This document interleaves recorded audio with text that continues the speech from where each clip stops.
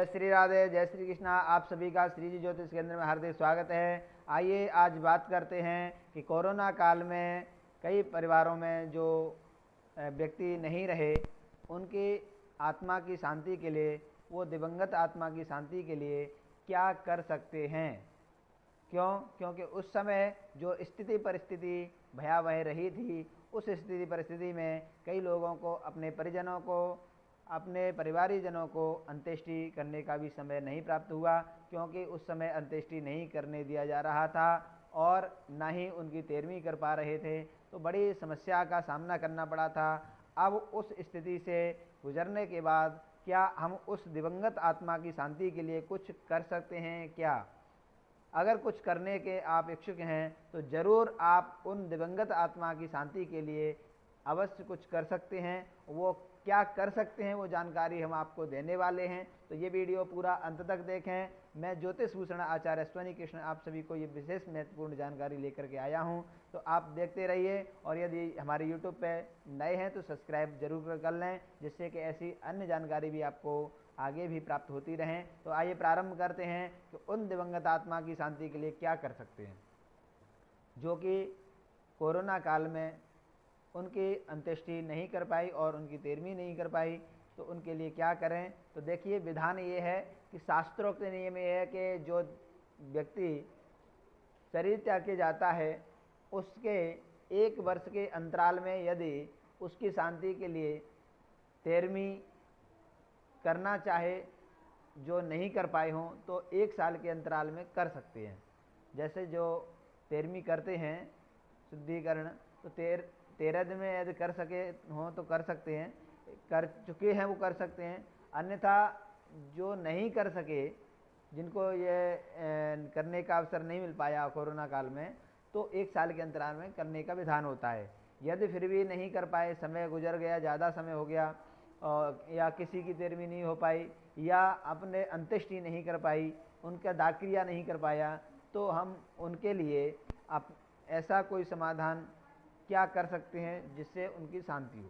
तो बात करते हैं, सर्वप्रथम उपाय ये है कि उस दिवंगत आत्मा की शांति के लिए भागवत कथा श्रवण कराना विशेष महत्वपूर्ण माना गया है। उस जो दिवंगत आत्मा जिसकी अंत्येष्टि नहीं कर पाई, उस दिवंगत आत्मा के लिए भागवत कथा उसके निमित्त कराएं। और दूसरा उपाय है पितृ गायत्री जप। पितृ गायत्री जप 1.25 लाख जप होता है, और जैसे महामृत्युंजय 1.25 लाख जप होता है, वैसे ही पितृ गायत्री जप 1.25 लाख होता है। उसका जप करके उस दिवंगत आत्मा की शांति के लिए आप कर सकते हैं।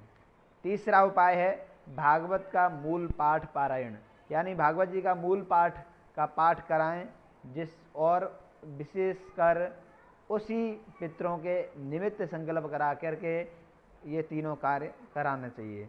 इन तीनों कार्यों में विशेष ध्यान देने वाली बात यह है कि तीनों उपायों में नांदी मुख श्राद्ध आदि विशेष जो पितरों की पूजा होती है, वो आवाहन, ध्यान, पूजन आदि विशेष नांदी मुख श्राद्ध आदि पूजन अवश्य करना चाहिए, जिससे कि उस दिवंगत आत्मा को शांति प्राप्त होती है और उसका कल्याण होता है, भगवत चरणारविंद में उसको स्थान प्राप्त होता है।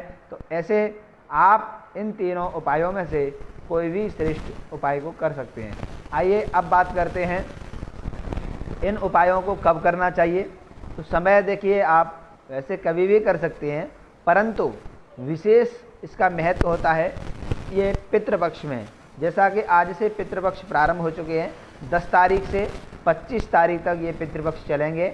इस अंतराल में इस कार्य को करना बहुत महत्वपूर्ण संयोग माना जाता है। यदि पितृकाल में, पितृपक्ष के समय पर पितरों के निमित्त कोई भी पूजा पाठ अर्चन करते हैं, तो विशेषकर पितृ उनको शीघ्र ही सुलभता से प्राप्त करते हैं। जैसा कि पितरों के निमित्त श्राद्ध करते हैं, तर्पण करते हैं और ब्राह्मण भोजन कराते हैं, गौग्रास निकालते हैं, तो इससे पितरों को शांति मिलती है। क्योंकि जो भी दिवंगत आत्मा होती है, उस आत्मा को वो चाहे स्वर्ग में जाए चाहे नरक में जाए, कहीं भी जाए, उनको उस आत्मा को शांति के लिए, उसको खाने पीने के लिए कोई सुलभता यानी कोई भी वस्तु वहाँ प्राप्त नहीं हो पाती है।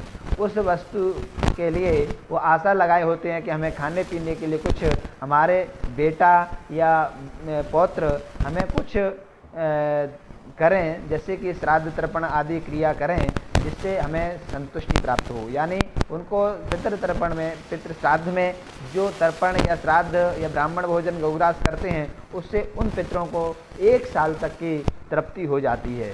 इसलिए प्रतिवर्ष ये पितृपक्ष में पितरों के निमित्त अवश्य ही विशेषकर कुछ ना कुछ करते रहना चाहिए, जिससे हमारे पितरों को तृप्ति होती है और शांति होती है और पितरों का हमें आशीर्वाद प्राप्त होता है। पितरों का आशीर्वाद जब प्राप्त होता है तो अपने आप हमारे घर में सुख शांति समृद्धि बनी रहती है। जिस घर में पितरों की कृपा नहीं होती है, उस घर में सुख शांति समृद्धि नहीं प्राप्त हो पाती है। यदि सुख शांति को प्राप्ति करना है तो पितरों की कृपा अवश्य अनिवार्य होती है। पितरों की कृपा के लिए पितृपक्ष में आप अवश्य ही कुछ ना कुछ जरूर करें, जिससे पितरों की कृपा प्राप्त हो।